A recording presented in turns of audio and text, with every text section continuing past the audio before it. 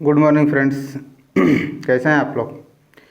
मेरी इच्छा है कि आप अच्छे होंगे, तैयारी कर रहे होंगे।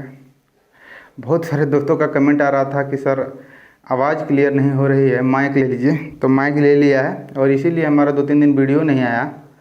इसके लिए हम माफ़ी चाहते हैं, क्योंकि हमको पता है कि अभी तुरंत BPSC, CDPO, Bihar SI, UPSI, UPPCS और अन्य कई एग्ज़ाम हमारे सर पर है, जिसके चलते वीडियो को कंटिन्यू रखना चाहिए। और हमारा ये आप लोगों से विश्वास दिलाते हैं, आप लोगों को वादा है कि रोज़ कम से कम 2 वीडियो अपलोड करेंगे। और बीपीएससी और एसआई के एग्ज़ाम होने से पहले हमारा ये जो सीरीज चल रहा है ज्योग्राफी और पॉलिटी, ये दोनों को हम लगभग ख़त्म कर देंगे। ठीक है, तो हमारा साथ दीजिए और आप लोग जितना ज़्यादा हो सके इस चैनल को सब्सक्राइब करें और जितना ज़्यादा हो सके शेयर करें। ठीक है, थैंक यू। आते हैं आज की टॉपिक पर। आज का हमारा जो टॉपिक है भारत की भूगर्भिक चट्टानें, मतलब भारत के अंदर में जो चट्टानें पाई जाती है उसके बारे में आज चर्चा करेंगे। और इन चट्टानों से 3 तरह के क्वेश्चन पूछे जाते हैं। इससे क्वेश्चन पूछा जाता है, पहला तो क्वेश्चन पूछेगा कि फलाना चट्टानें किस काल में उत्पन्न हुआ, किस काल में इस चट्टाने का निर्माण हुआ। और दूसरा क्वेश्चन पूछेगा, इसी को अरेंज करने के लिए दे देगा कि सबसे पहले कौन सा चट्टान का निर्माण हुआ, इसके बाद कौन सी चट्टानों का निर्माण हुआ, इसके बाद कौन सी चट्टानों का निर्माण हुआ। तो आप लोगों को ये इसकी सीरीज, इसकी क्रम याद रहना चाहिए कि कौन सी चट्टानें किस कालक्रम में उत्पन्न हुआ, किस कालक्रम में इसका निर्माण हुआ है। ठीक है, और इसके बाद है दूसरा क्वेश्चन इससे बनता है कि कौन सी चट्टानें किस राज्य में स्थित है। तीसरा क्वेश्चन पूछता है कि किस चट्टाने में कौन सी धातु या कौन सा तत्व मिलते हैं। ठीक है, ऐसे क्वेश्चन पूछा जाएगा आपसे। तो सबसे पहले बात आती है हमारी कि हमारा जो भारत है, हमारे भारत में आर्कियन युग की प्राचीनतम और क्वाटरनरी युग की न्यूनतम दोनों प्रकार की चट्टान पाई जाती है। मतलब क्या हुआ कि हमारे भारत में आर्कियन युग की प्राचीनतम और क्वाटरनरी युग की नवीनतम दोनों प्रकार की चट्टान पाई जाती है। आर्कियन युग की मतलब सबसे पुरानी, और क्वाटरनरी युग की मतलब जो नवीनतम चट्टानों को हम क्वाटरनरी युग की चट्टानें बोलेंगे। और आर्कियन युग की चट्टानों को सबसे पुरानी जो चट्टानें होगी उसको आर्कियन युग की चट्टान बोलेंगे। अब देखिए, अब क्या होता है कि जो हमारा भारत है, तो ये हमारा जो भारत है, इंडिया है, ये देखिए, ये इंडिया पहले ऐसा नहीं था। ठीक है, इंडिया पहले ऐसा नहीं था। हमारा जो भारत था ये अफ्रीका से सटा हुआ था, जिसको बोलते थे गोंडवाना लैंड का ये क्षेत्र था। ठीक है, ये देखिए, ये हमारा जो पहले वाला भारत है, ये भारत की स्थिति यही है। ये वाला स्थिति, ये जो मैदानी भाग जो बना है, गंगा वाला मैदानी भाग, भारत के उत्तर भारत का जो मैदान, ये पहले भारत में नहीं था। भारत का ये वाला हिस्सा सटकर ये अफ्रीका से सटा हुआ था। ठीक है, लेकिन जब हमारे जो इंडियन प्लेट पर, इंडियन प्लेट पर जो बसा हुआ इंडिया, ये उत्तर पूर्व की ओर घिसका और ये अफ्रीका इधर टूटकर इधर चला गया, तो भारत हमारा अलग हो गया। और ये जो भूभाग है ना, ये तो नदियों द्वारा काट कर लिया गया। जो बालू पत्थर है, जो बालू और मिट्टी है, उससे ये वाला भाग का जो भारत का विशाल मैदान का निर्माण हुआ है, ये नदियों द्वारा काट कर लाए गए अवशेषों से बना हुआ है। ठीक है, तो जो हमारा भारत का ये जो प्रायद्वीपीय भारत है, हमारे यही पहले वाला भारत है। ये जो 3 तरफ से ये वाला, ये प्रायद्वीप वाला यही है हिस्सा हमारा भारत का, ये। ठीक है, तो जो 3 तरफ से घिरा हुआ है, ये त्रिभुज टाइप का, यही हमारा प्रायद्वीपीय भारत है। अब क्या होता है कि जो आर्कियन युग की चट्टानें हैं, जो प्राचीनतम चट्टानें हैं, इन्हीं हमारे भारत में पाई जाती है। प्राचीनतम भारत में आर्कियन युग की चट्टानें पाई जाती है।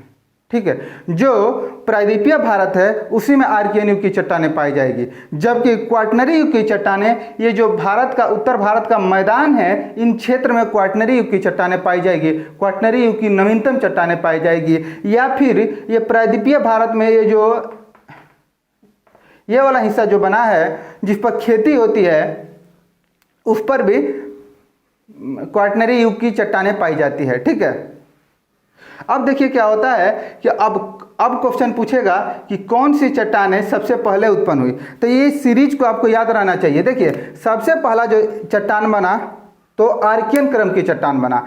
इसके निर्माण कैसे हुआ आर्कियन क्रम की चट्टानों का? तो जब पहले आग का गोला था, जब पृथ्वी ठंडा हुआ तो उसके अंदर जो मलबा था वो जो जम गया, वो उससे जो चट्टान निर्मित हुई उसको बोलेंगे आर्कियन युग की चट्टान, आर्कियन क्रम की चट्टानें। आर्कियन क्रम की चट्टानें सबसे पुरानी चट्टानें होती है।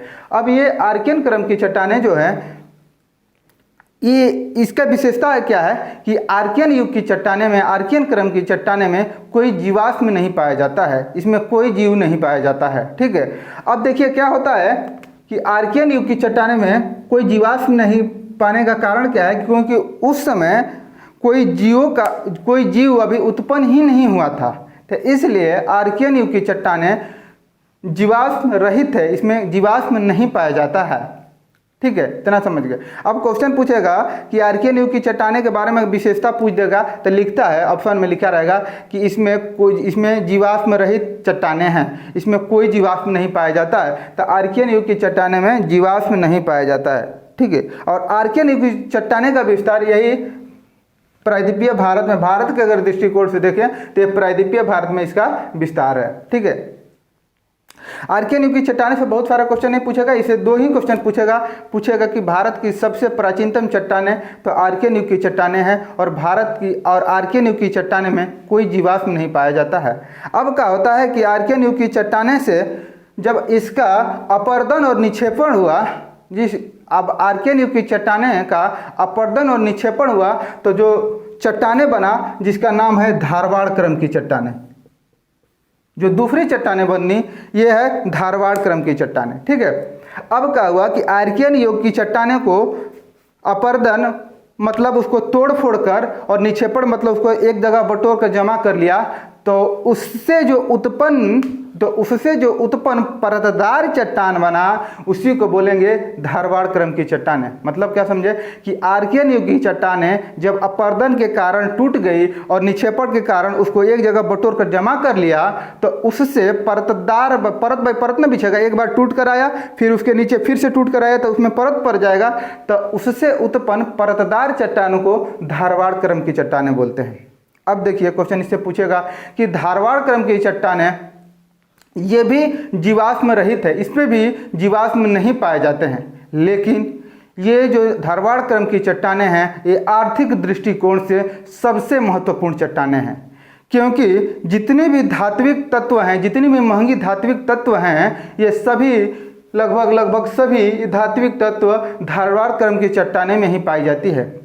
धारवाड़ क्रम की चट्टानें की स्थिति भारत में कहाँ है वो देखते हैं। ये देखिए ये भारत है, देखिए भारत, तो भारत में ये जो कर्नाटक है, ये कर्नाटक का क्षेत्र, इसमें धारवाड़ क्रम की चट्टानें पाई जाती है। इसके साथ साथ ही ये जो अरावली वाला क्षेत्र है, ये अरावली वाले रेड कलर से जो दोनों को एक रंग से हमने बनाया है, ये देखिए ये धारवाड़ वाला क्षेत्र, ये कर्नाटक का धारवाड़ कर्नाटक में कर्नाटक जो राज्य है उसमें धारवाड़ क्रम की चट्टानें कर्नाटक में पाई जाती है, फिर ये अरावली वाले क्षेत्र में धारवाड़ क्रम की चट्टानें पाई जाती है। कर्नाटक में ये 3 जिलों में मुख्यतः पाई जाती है। ये 3 जिला कौन कौन है? ये 3 जिला है शिमोगा,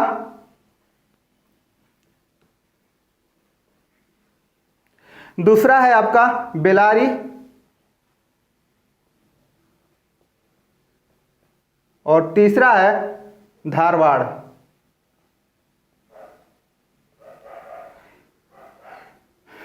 ये धारवाड़ क्रम का जो चट्टानें हैं इसका नाम इसी धारवाड़ जिले के नाम पर रखा गया है।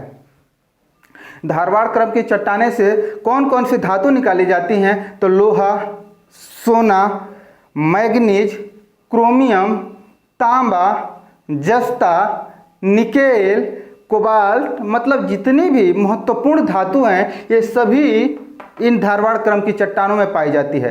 तो आर्थिक दृष्टिकोण से ये सबसे महत्वपूर्ण चट्टानें हैं। पैसा के दृष्टिकोण से ये धारवाड़ क्रम की चट्टानें सबसे महत्वपूर्ण है। ठीक है, और देखिए यहाँ पर जो ये राजस्थान के अरावली क्षेत्र है, यहाँ पर भी ये धारवाड़ क्रम की चट्टानें हैं, और राजस्थान का जो अरावली में इसमें भी तांबा, जस्ता और सीसा और जस्ता निकाला जाता है, इसी धारवाड़ क्रम की चट्टाने से निकाला जाता है। इतना समझ गए। अब देखिए, अब धारवाड़ क्रम की चट्टाने का जब अपरदन और निक्षेपण हुआ तो उससे जो उत्पन्न चट्टाने बना वो कुड़प्पा क्रम की चट्टाने हुआ। तीसरा बना जो कुड़प्पा क्रम की चट्टानें। धारवाड़ क्रम का जब अपर्दन और निक्षेपण हुआ तो उससे जो उत्पन्न चट्टान हुआ वो कुड़प्पा क्रम की चट्टानें। इसका विस्तार देखिए, इसका विस्तार जो है ये देखिए, आंध्र प्रदेश के कुड़प्पा जिले के नाम पर ये इसका कुड़प्पा क्रम की चट्टानें रखा गया। आंध्र प्रदेश के कुड़प्पा, ठीक है, ये इसका विस्तार जो है ये आंध्र प्रदेश में सबसे ज़्यादा है कुड़प्पा क्रम की चट्टानों का। देखिए आंध्र प्रदेश में कुड़प्पा क्रम की चट्टाने के साथ साथ इसमें विंध्यन क्रम की भी कुछ चट्टानें पाई जाती है और कुछ धारवाड़ क्रम की चट्टानें भी पाई जाती है। ठीक है, इसमें कुछ विंध्यन क्रम की भी चट्टानें पाई जाती है और कुछ धारवाड़ क्रम की भी चट्टानें पाई जाती है। तभी तो आंध्र प्रदेश से भी सोना मिलता है, क्योंकि धारवाड़ क्रम की चट्टानें भी यहाँ पर कुछ न कुछ पाई जाती है। लेकिन आंध्र प्रदेश का अगर मेनली क्षेत्र देखा जाए तो कुड़प्पा क्रम की चट्टानें आंध्र प्रदेश में पाई जाती है। अगर पूछेगा, मिलान करने के लिए देगा कि कुड़प्पा क्रम की चट्टानें किस राज्य में पाई जाती है, तो मुख्यतः सबसे अधिक आंध्र प्रदेश में पाई जाती है, तो टिक लगाएंगे आंध्र प्रदेश में। ठीक है, अब देखिए इसी आंध्र प्रदेश के कुड़प्पा क्रम की चट्टाने में एक ठो खान है जिसको नाम देते हैं गोलकुंडा का खान। गोलकुंडा, यहाँ से हीरा निकाला जाता है। ठीक है, यहाँ से गोलकुंडा की खान से हीरा निकाला जाता है। अब देखिए इसके बाद कुड़प्पा क्रम की चट्टाने के बाद जो नेक्स्ट चट्टान आती है उसका नाम है विंध्यन क्रम की चट्टान। विंध्यन क्रम की चट्टानें आपको तो मालूम ही होगा कि मध्य प्रदेश के विंध्य पर्वत, इसी से आपको याद हो गया होगा विंध्यन क्रम की चट्टानें किस राज्य में है, तो मध्य प्रदेश के विंध्य पर्वत वाला क्षेत्र। ठीक है, अब देखिए यहाँ पर क्या होता है कि विंध्यन क्रम की चट्टाने से क्या क्या निकाला जाता है, तो चूना पत्थर, ठीक है, बलुआ पत्थर, इनमें क्या क्या मिलता है, एस्बेस्टर, चूना पत्थर, बलुआ पत्थर, एस्बेस्टर, ये सब विंध्यन क्रम की चट्टानों से मिलता है। चीनी मिट्टी, ये सब विंध्यन क्रम की चट्टानों से मिलता है। ठीक है, और इसी विंध्यन क्रम की चट्टानों में एक तो खान है जिसका नाम है पन्ना की खान। पन्ना की खान, इसी पन्ना की खान से हीरा मिलता है। इसी पन्ना की खान से हीरा मिलता है। सबसे भारत में सबसे हीरा कहाँ से मिलता है, इसी पन्ना की खान से मिलता है। ठीक है, तो ये हो गया हमारा विंध्यन क्रम की चट्टानें। अब आता है गोंडवाना क्रम की चट्टानें। देखिए गोंडवाना क्रम की चट्टानें, गोंडवाना क्रम की जो चट्टानें हैं वो मुख्यतः नदी घाटियों में पाया जाता है। गोंडवाना क्रम की चट्टानें मुख्यतः नदी घाटियों में पाया जाता है। ठीक है, ये देखिए ये नदी घाटी, काला रंग से जो बना रहे हैं ये नदी घाटी है। ये हमारी देखिए ये गंगा नदी आ रही है और गंगा नदी आकर ये बांग्लादेश में जा रही है और पश्चिम बंगाल में गंगा की धारा दो दिशाओं में टूट जाती है। एक ठो का नाम है हुगली, एक ठो का नाम हो जाता है यहाँ से हुगली, और इसी हुगली के तट पर कलकत्ता शहर बसा हुआ है यहाँ पर। ठीक है, ये हुगली नदी आती है तो इसी की एक सहायक नदी है दामोदर। ठीक है, अब इसी दामोदर नदी के घाटी में ये देखिए ये कुड़प्पा क्रम की चट्टानें जो है, गोंडवाना क्रम की चट्टानें इसी दामोदर नदी के घाटी में पाई जाती है। दूसरा देखेंगे तो ये देखिए ये महानदी घाटी, देखिए महानदी घाटी है ये जो काला रंग से बनाया है दिख रहा होगा आपको। ये देखिए महानदी घाटी में ये गोंडवाना क्रम की चट्टानें पाई जाती है। और तीसरी जो है यहाँ पर देखिए गोदावरी, ये देखिए गोदावरी, ये देखिए ये झारखंड पश्चिम बंगाल में है।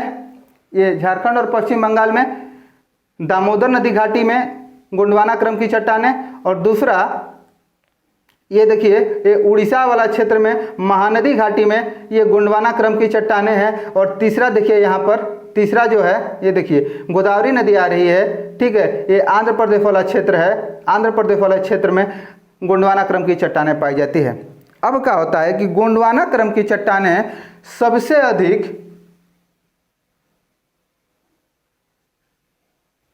ठीक है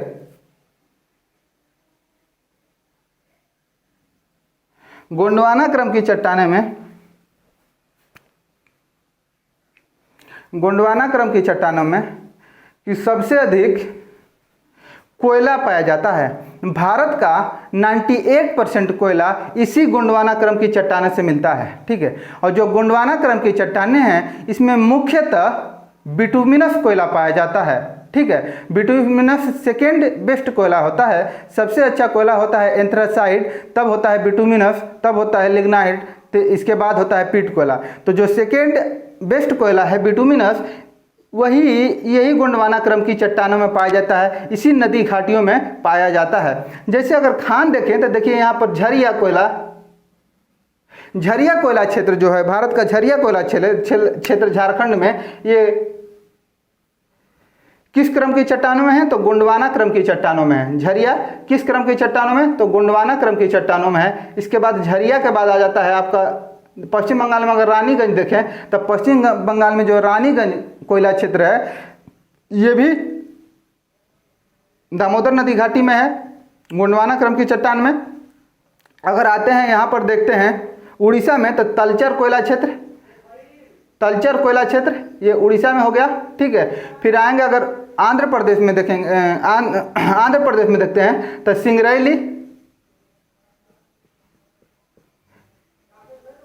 जब भारत की आर्थिक भूगोल पढ़ाना चालू करेंगे तो उसमें कोयला एक विशेष चैप्टर है। ठीक है, वहाँ पर बहुत विस्तृत ढंग से कोयला को पढ़ाएंगे, लेकिन मोटा मोटी देख लेंगे।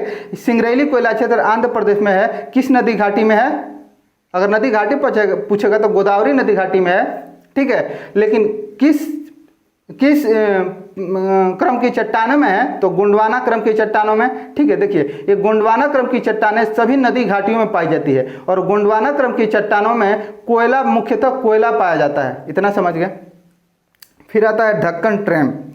दक्कन ट्रैम्प का निर्माण कैसे हुआ? ठीक है, देखिए यहाँ हमने पहले ही आपको बताया कि जो हमारा भारत था ये अफ्रीका से सटा हुआ था, और हमारा जो भारत था वो इंडियन प्लेट पर बसा हुआ था।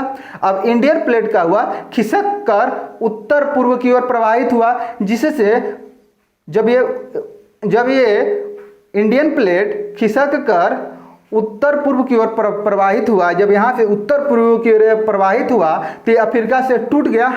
टूटने के बाद यहाँ पर दरारें उद्भेदन हुआ, और यहाँ की जो गर्म लावा था वो निकलने लगा, और इस पर आके यहाँ पर पूरी तरह से बिछ गया।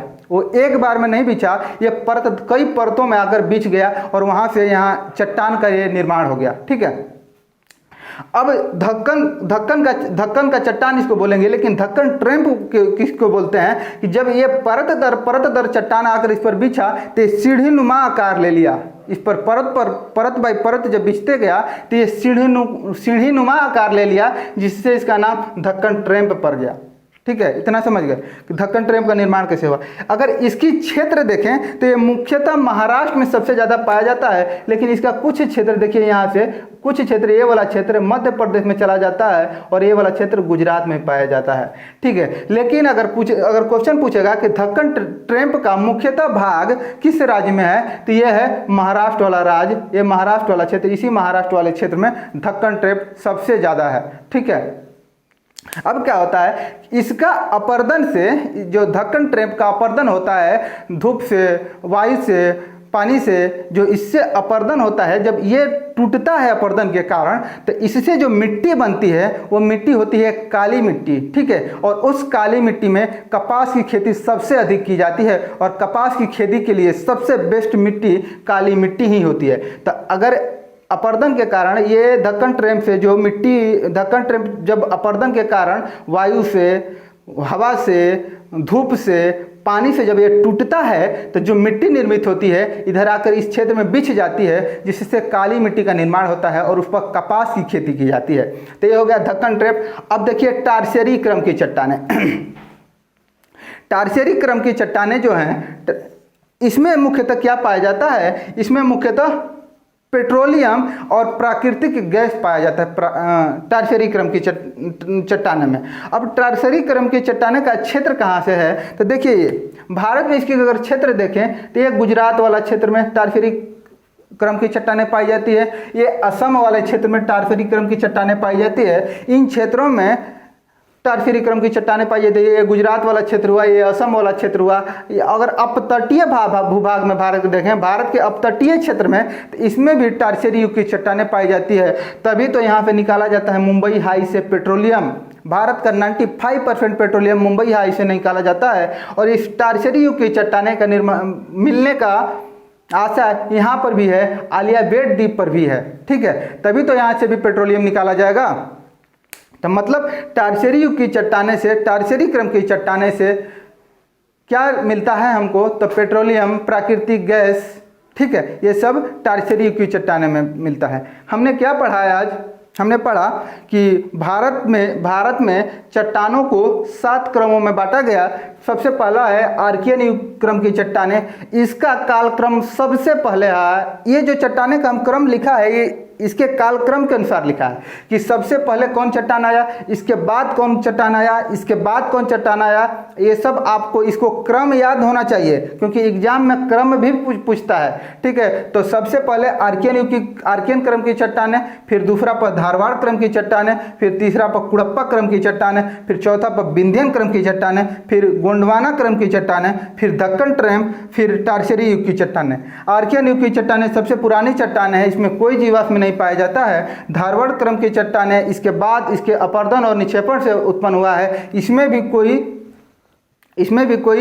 जीवाश्म नहीं पाया जाता है। जबकि कुड़प्पा क्रम की चट्टानें, धारवाड़ क्रम की चट्टानें को अपरदन और निक्षेपण से उत्पन्न हुआ है, इसमें भी कोई जीवाश्म नहीं पाया जाता है। लेकिन जब धारवाड़ क्रम की चट्टान का निर्माण हुआ, उस समय जीव उत्पन्न हो चुके थे। पृथ्वी पर जीव पनप चुके थे, जीव उत्पन्न हो चुके थे। ठीक है, इसके बाद विंध्यन क्रम की चट्टाने का निर्माण हुआ। ठीक है, इसके बाद गोंडवाना क्रम की चट्टाने का निर्माण हुआ। इसके बाद दक्कन ट्रैप का निर्माण हुआ। इसके बाद टर्शियरी क्रम की चट्टाने का निर्माण हुआ। ठीक है, ये सब ये परतदार चट्टाने हैं। ये सब जितनी हैं ये परतदार चट्टाने हैं। विंध्यन क्रम की चट्टाने से क्या मिलती है? भवन सामग्री मिलता है। इसमें क्या क्या होता है? चूना पत्थर हुआ, बलुआ पत्थर हुआ, संगमरमर हुआ, और क्या बोलेंगे, चीनी मिट्टी हुआ। ये सब विंध्यन क्रम की चट्टान से मिलता है। कुड़प्पा क्रम की चट्टाने से भी बलुआ पत्थर मिलता है, चूना पत्थर मिलता है, एस्बेस्टस मिलता है। ठीक है, और इस विंध्यन क्रम की चट्टानों से ही हीरा मिलता है। जो पन्ना की खान और गोंडवाना की खान, जो पन्ना की खान मध्य प्रदेश में और गोंडवाना की खान जो है ये आंध्र प्रदेश में है, इसी विंध्यन क्रम की चट्टानों से हीरा मिलता है। ठीक है, तो हमने आज पढ़ा कि भारत के भूगर्भ में चट्टानों का स्थिति और विस्तार पढ़ा, और उसका उपयोग पढ़ा, उससे कौन कौन से तत्व निकलते हैं, कौन कौन से धातु निकलते हैं, इन सब के बारे में हमने पढ़ा। अब नेक्स्ट वीडियो में आएगा आपका, जहाँ से सबसे ज़्यादा ज्योग्राफी से क्वेश्चन बनता है, वो हिमालय आएगा। हिमालय की चोटियाँ आएगी, हिमालय से दर्रे आएंगे, हिमालय का कैसे उत्थान हुआ, हिमालय का कैसे निर्माण हुआ, हिमालय कैसे बना है, इस सब के बारे में चर्चा करेंगे अगले वीडियो में। तो वहाँ से सबसे अधिक क्वेश्चन बनता है। तो आप लोग हमारी सीरीज को रेगुलर देखते जाइए, और हिमालय का जो निर्माण है उसको भी आज ही अपलोड करेंगे। आज हम 2-3 वीडियो सोच रहे हैं अपलोड करने के लिए, क्योंकि 2-3 दिन से गैप हो गया है। तो आप लोग इस सीरीज को देखते जाइए, कंटिन्यू करते जाइए, और हमारा ये चैनल है, इसको जितना ज़्यादा हो सके सब्सक्राइब करिए। ठीक है, थैंक यू।